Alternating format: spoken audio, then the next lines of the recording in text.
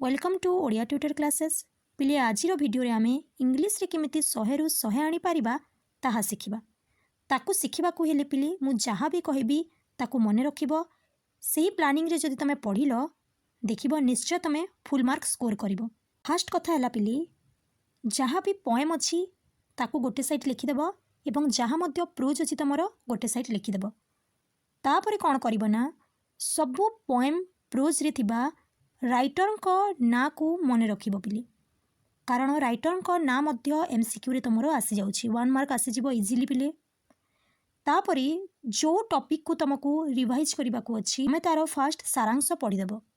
जेहेतु हमें सारांश पढ़ी देछि एबे हमें कोन करिबा पोएम रे थिबा किंबा प्रोज रे थिबा इंपोर्टेंट वर्ड मानन को पिले तमे अंडरलाइन करिवो।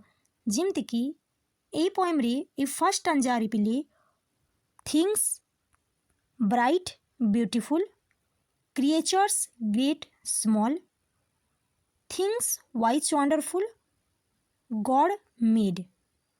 ता माने पिली देखो थिंग्स पाई कौन लगी bright beautiful wise wonderful, creature पाई कौन लगी ग्रेट स्मॉल एवं ये सबू को किए तैयारी करिसंती लॉर्ड गॉड।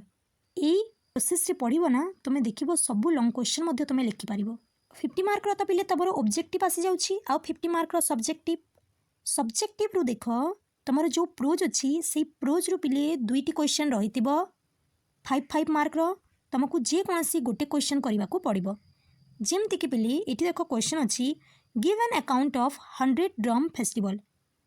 जेते बेले तमे फेस्टिवल रिलेटेड किछि भी क्वेश्चन देखिबो तम माइंड रे आसी जिबा कथा जी सेटा को चैप्टर रु आसीछि। तापरे क्वेश्चन रे जहा थिबो तमे तो सारांश पढ़ी थिबो ताकू मन भितरे रिकॉल करिवो। तापरे पिले जो जो कीवर्ड तमे पढ़ी थिबो से फेस्टिवल रिलेटेड ताकू नै कि तमे इजीली ताकू लिखि पारिबो। प्रोज रु पिले तमे गोटे कलो 5 मार्क एबे तमरो पोएम रु दुईटी क्वेश्चन आसीथिबो जे कोनोसी गोटे क्वेश्चन तमको करबा को पड़िबो इतरी मध्ये रहइबो तमरो 5 मार्क। तापरे पिले देखो तमरो 2.5 मार्क रो दुईटी क्वेश्चन आसुछि माने प्रोज रु आसीबो 2.5 मार्क एवं पोएम रु आसीबो 2.5 मार्क माने टोटल तमरो जो प्रोज पोएट्री अछि ना 5 प्लस 2.5 आसीबो तम प्रोज रु आउ 5 प्लस 2.5 आसीबो तमरो पोएम रु माने टोटल ही गला 15 मार्क रो क्वेश्चन। तम एग्जाम रे पिले रिपोर्ट राइटिंग गोटे निश्चय आसीथिबो एवं रिपोर्ट राइटिंग रो और रे समरी राइटिंग मध्ये आसीथिबो। रिपोर्ट राइटिंग बहुत इजी पिले मु तुमको एडवाइस देबी तुम समरी राइटिंग न करिकी रिपोर्ट राइटिंग करो कारण रिपोर्ट राइटिंग रे प्लीज स्टेप वाइज मार्क मिले। जदि तुम परीक्षा रे आसीथिबा रिपोर्ट टी लिखि पारुन ताहेले मध्य तार स्टेप जेमती मु कहिछि ताकू फॉलो अप करिकी जदि तुम एग्जाम रे लिखि देलो ना तुम इजीली 3 मार्क पाई जिवो किछि न जानि कि 3 मार्क पाई जिवो पिले। नेक्स्ट हला पिले तमरो एसे जहा कि 200 वर्ड्स रे लिखिबा को कहिबो 10 मार्क रहिथिबो। तुमको जे कोनोसी तीनोटी एसे देइथिबो पिले से तीनोटी भितरु तुमको गोटे लिखिबा को हेबो।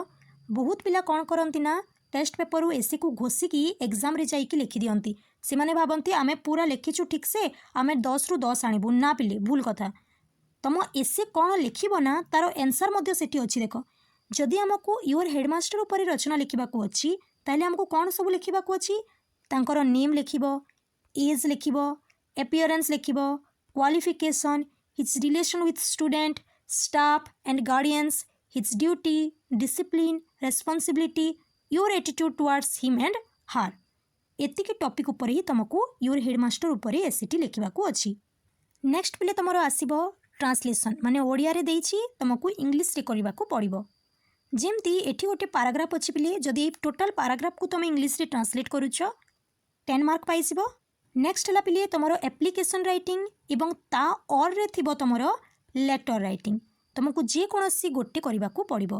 दुईटी जाको इजी पिले एप्लिकेशन रे मध्ये स्टेप मार्क मिले लेटर राइटिंग रे मध्ये स्टेप मार्क मिले तुमे जहा करिले मध्ये चलिबो। लास्ट को रहिला पिले तमरो पैसेज तो पिले बहुत इजी तुमे पेंसिल रे मार्क करी करी एग्जाम रे जिवो देखिबो जहा भी क्वेश्चन अछि तुमे इजीली करि पारिबो। ताले आजिरो भिडियोटी को पिले तुमे तम सांग मानक सह शेयर करि दियो जो माने चैनल रे नुआ अछो सब्सक्राइब करि दियो।